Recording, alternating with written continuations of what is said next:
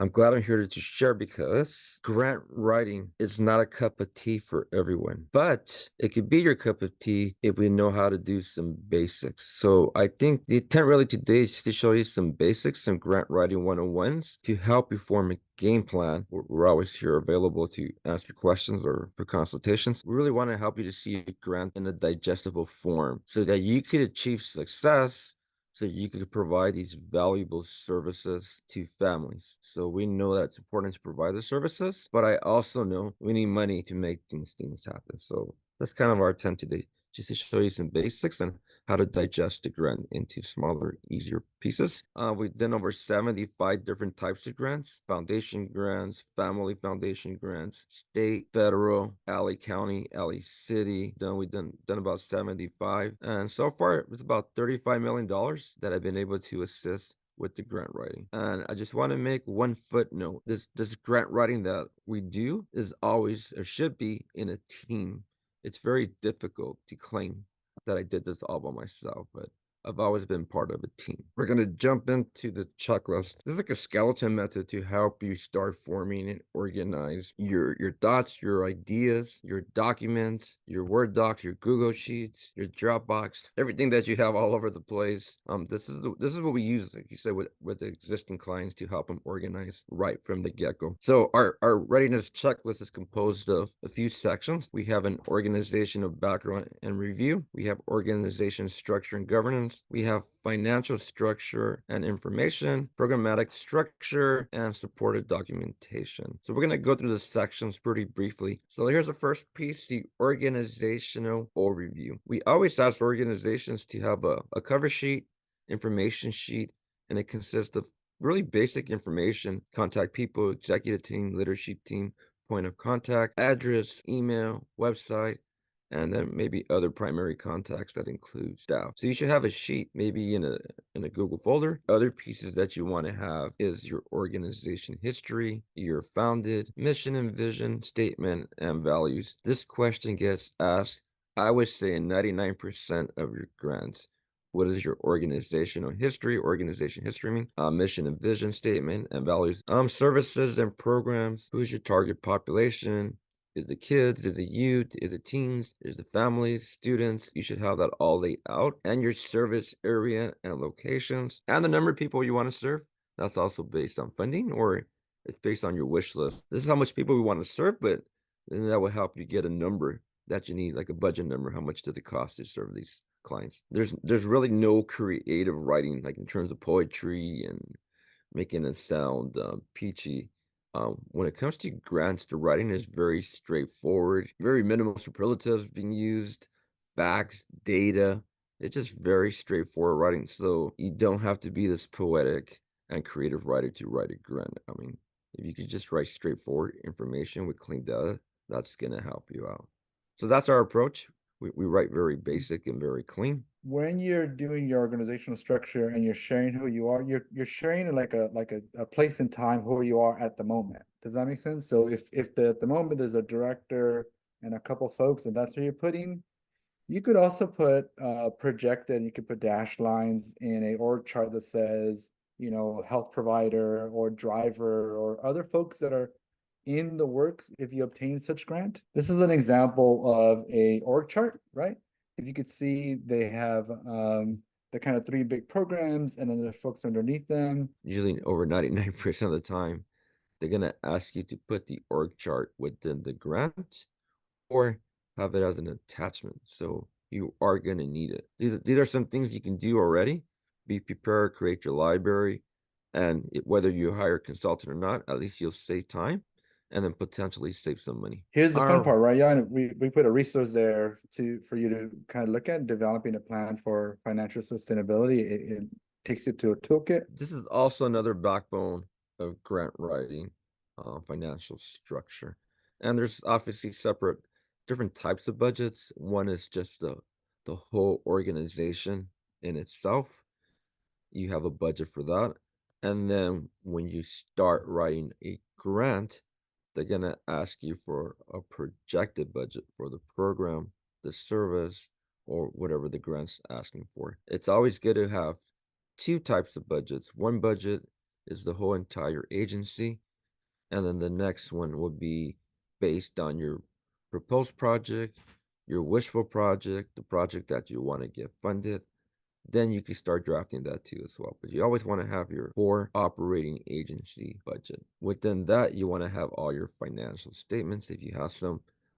If you're brand new, obviously you're not going to have a lot, but if you're established, you want to put your financial statements together, audits, if you have one, your IRS documents, your EIN number, and your tax exempt status.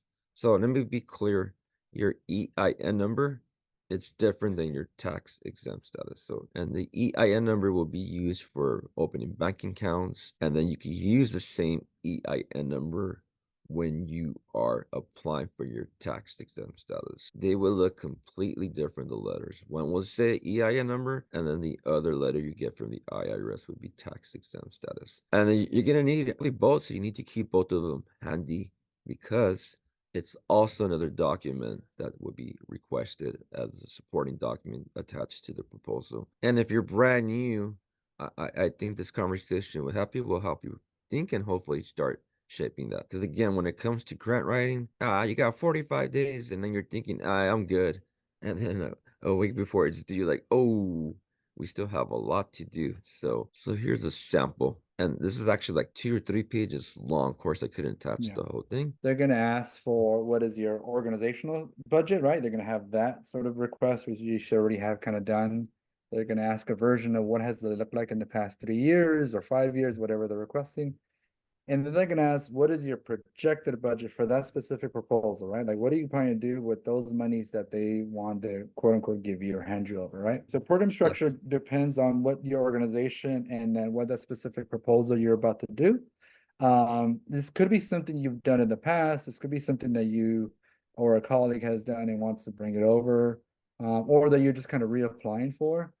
This is a great opportunity when you're doing a proposal is to put your best quote unquote wishes forward on what you would like to be done or what you want to do a little bit differently, right? I think Ricardo Hernandez, I'm looking at grid, right? Grid gives you exactly what you're supposed to do. We need you to do these many visits, this many, da, da, da. So there's not much quote unquote creativity or freedom around what they want you to do. However, you can now learn when you reapply for the next one. You're like, well, it took me X amount of intervention workers. I'm going to have to up that up, So you could use what they're asking you to do to kind of inform what the program goals and objectives are going to be. Yeah.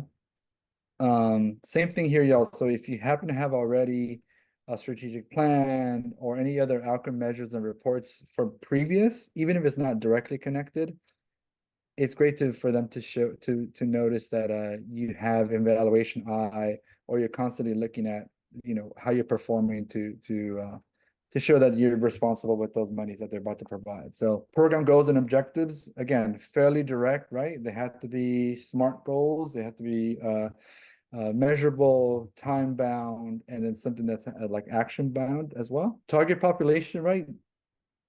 Whatever proposal you're about to write for, it has to match who you normally work with or plan to work with, right? So if, for example, I run a childcare center, but I want to apply for a grant that's for elderly or hospice care, it might not match, right? Like my target population doesn't match, but I would have to write in there, how come we're going to go that route, right? Oh, we're doing that route because our childcare center is also going to have this aim and we're going to make this connection. Doesn't mean you can never apply for something that's a little bit outside of what you do. You just got to be able to justify that kind of big leap for them. Annual reports, even if they're like the website ones, you could put in a PDF or something that shows that you've been quote unquote in business doing something well for a little while.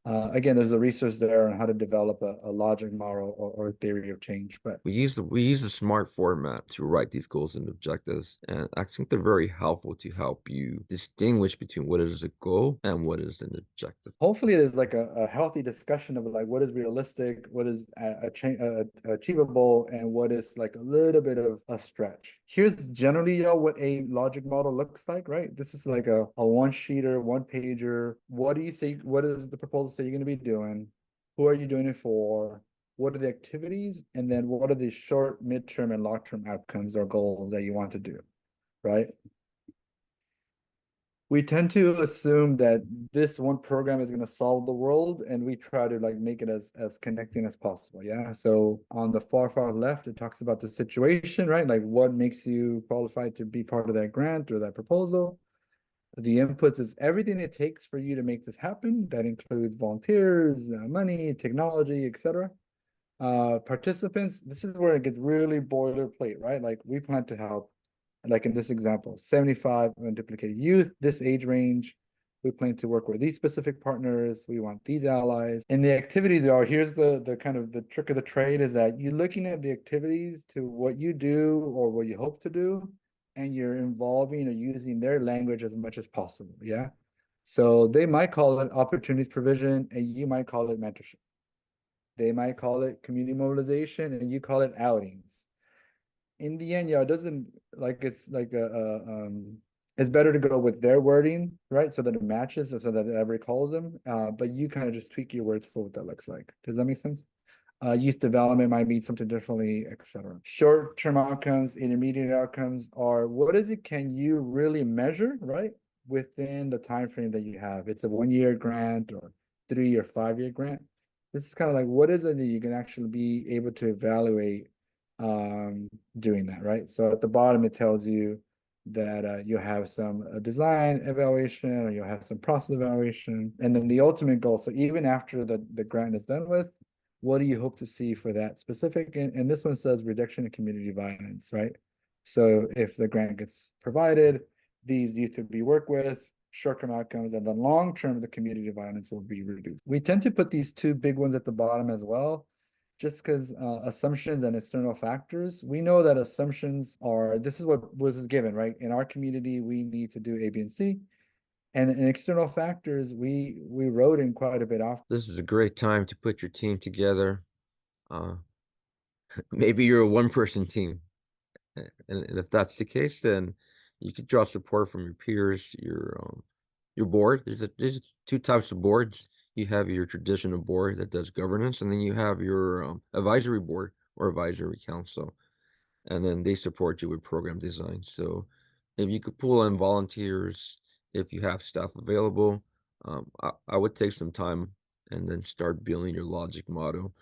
We're starting to see this trend where they're asking for a logic model, A, to be pasted inside the proposal, or two, to become as a supportive documentation to the proposal. So it doesn't hurt to have it ready, but it will help you a lot. So in terms of supportive documentation, we actually some of our agencies they're scrambling to put this together last minute. So we put this piece together because if you could have it ready, it's going to help us with the upload. A lot of these proposals are moving from paper submission to electronic submission. I would say most of them are now electronic submission. And then you're required to submit the narrative, and then two, they give you another file to load, which would be supportive documentations. So the program goals and objectives that could be in the shape of a logic model. There's logic model there again. Sometimes a strategic plan.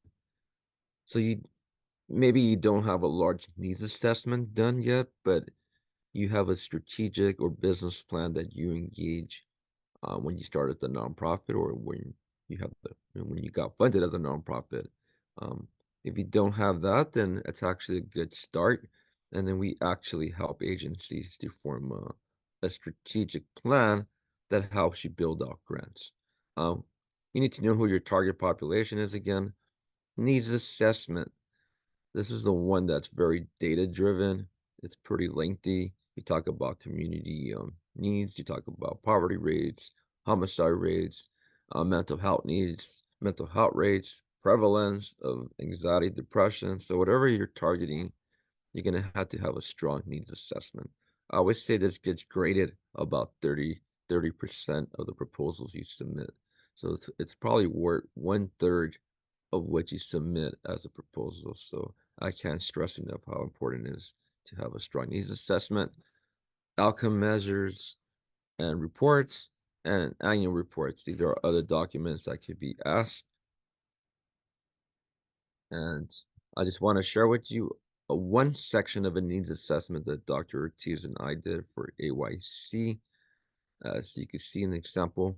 Just take a quick 30-second glance at it.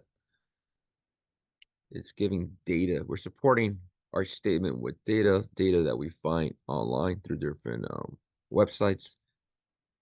We're not using anything popular literature. We're using very statistical and then journal information.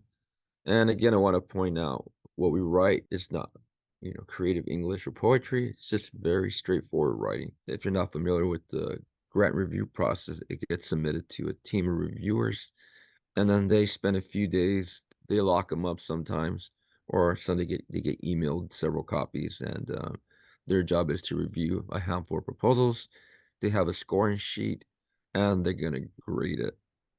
Mm-hmm. So Mm-hmm. when you write these sections, we want to be the A plus student. We want to make sure that we can get at least 100% on this proposal to put us in the top 10% of acceptance. FYIs, but thank y'all for this opportunity to share all this knowledge we acquired over the years. My last statement is, as you know, I'm a good friend with Alex here. So I do want to extend myself, and Dr. Ortiz is free. If you want to reach out to us just for a free consultation, hey, I want to check in, I want to ask questions. What do you think about this doc, or et cetera? So we're available for a 30-minute consultation. We'll extend ourselves to do that. And then also you could send us an email, and then we'll answer any questions you have. But uh, I say take advantage of a free consultation. There's no strings attached, no obligation to buy anything, no products. We're not going to sell you anything. We're just here to support you, and then support you in your journey to support kiddos, teens, family, caregivers, etc., and improve communities. And of course, we need the money. We need the cash to make this happen. That's the reality. So we want to support you in getting that cash to make the service happen.